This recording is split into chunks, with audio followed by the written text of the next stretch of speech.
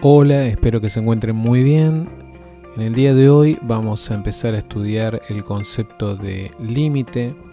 Vamos a ver de qué se trata, es una de las herramientas principales del cálculo, así que vamos a tratar de interpretarlo de manera geométrica, vamos a tratar de conocer cómo resolver algunos ejercicios y también vamos a hacer un poquito de apoyo en algunas TIC para reforzar estos conceptos y para poder revisar los resultados.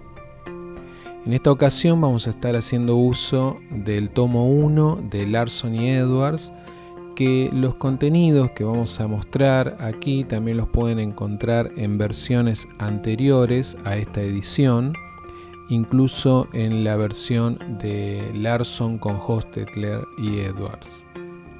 El autor hace una muy buena aproximación al tema, muy adecuada para nosotros, porque previamente nos indica cómo se inicia esto del límite, cómo podemos determinarlo de manera gráfica para interpretar un poco de qué se trata y cómo lo podemos calcular, que son los objetivos principales que tenemos en esta ocasión.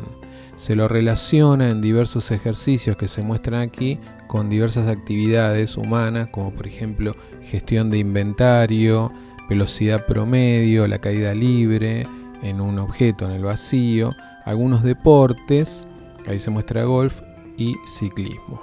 Hay una parte muy interesante en todo esto, que es que se inicia explicando y comentando qué es el cálculo y qué pasaba con las matemáticas y la manera en que se calculaban algunas cosas antes del proceso de límite y después.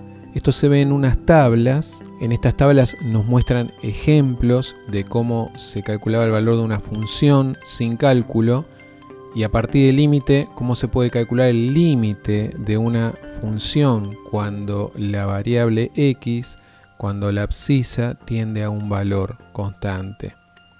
Antes del cálculo, por ejemplo, podíamos calcular la pendiente de una recta. A partir del límite podemos calcular la pendiente de una curva. Esto después nos va a llevar a otros conceptos como el de derivada.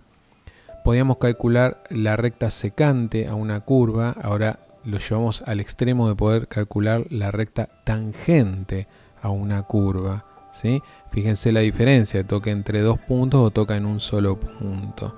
Y así con cuestiones físicas, como por ejemplo la velocidad promedio contra la velocidad instantánea, la curvatura de un círculo contra la curvatura de una curva, la altura en una curva, o sea la ordenada para un valor de x en una función, y la altura máxima de una curva dentro de un determinado intervalo.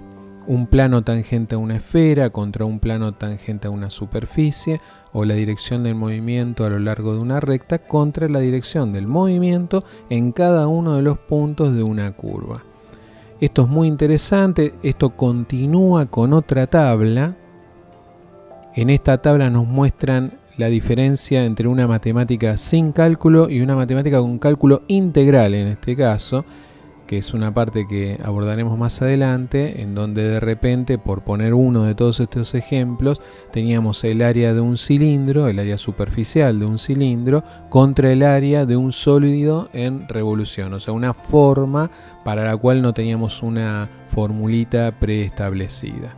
Y así con un montón de ejemplos que realmente vienen muy bien para comprender la importancia de esta materia, de sus contenidos y la diferencia en las matemáticas entre carecer de estas herramientas o poder contar con ellas. Yendo específicamente a lo que es el tratamiento de un límite, básicamente acá se trabaja sobre un ejemplo que es una función que es, acá lo pueden ver, es del tipo expresión algebraica fraccionaria. Tenemos un polinomio de grado 3 en el numerador, un polinomio de grado 1 en el denominador. Si nosotros quisiéramos reemplazar en esta función por un valor de x igual a 1, nos vamos a dar cuenta que vamos a tener un problema. El problema principal es que 1 no está en el dominio de esta función, puesto que si reemplazamos en el denominador nos quedaría 0 y sabemos muy bien que no se puede dividir entre 0. Entonces, esto no significa que no podamos de alguna manera intuir qué ocurriría en ese lugar. De hecho, esto está graficado aquí a la izquierda. Vemos una parábola. Es bastante sencillo de comprender por qué esa parábola, porque el 1 también es raíz del numerador, con lo cual podríamos aplicar Ruffini o aplicar alguna técnica de factorización y terminar cancelando el denominador, con lo cual, desde un punto de vista operativo, desaparecería nuestro problema, que es dividir por 0. Pero sigue sin existir el 1 como valor de la función que podemos tomar. Si no, no habría diferencia entre esta función y la cuadrática que queda representada al hacer esta división. Eso se ve aquí gráficamente con un agujerito en donde corresponde la imagen del valor de abscisa 1. Podemos, así todo, acercarnos a ese valor sin tomarlo porque nos da problema para hacer la división.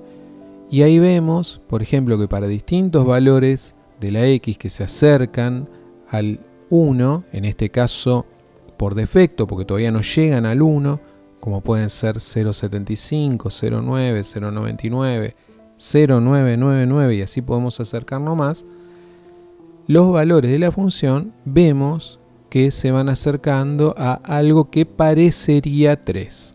Parecería 3. Podemos seguir acercándonos y vamos a notar que cada vez estaríamos más cerca de 3. Si nos acercamos por la derecha, en este caso por exceso, o sea, pasándonos del 3, va a ocurrir algo muy similar. Venimos por la derecha hacia el 1. 1.25, 1,1, 1,01, 1,001 y podríamos seguir acercándonos más agregando ceros aquí entre la coma y el último 1. Y también vemos lo mismo. Entonces, intuitivamente, incluso gráficamente, podemos ver que el límite de esta función, cuando la x se acerca al 1, es 3. Porque en la medida que nos acercamos con x al valor 1, ya sea por izquierda o por derecha, o sea, antes de llegar al 1 o pasándonos del 1, todas las cuentas se acercan al 3. Antes del 3 o pasándonos de 3. Esto, que es acercarse por la izquierda o acercarse por la derecha, es lo que se llama límites laterales. Límite por izquierda y límite por derecha.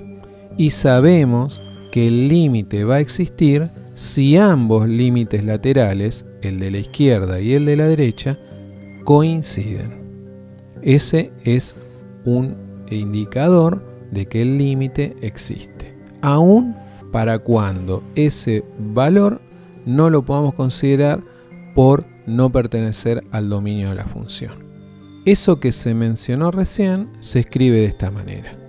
Límite para x tendiendo a c, o sea, teniendo un valor, en este caso 1, de la función igual a L. Esa L mayúscula es el valor del límite.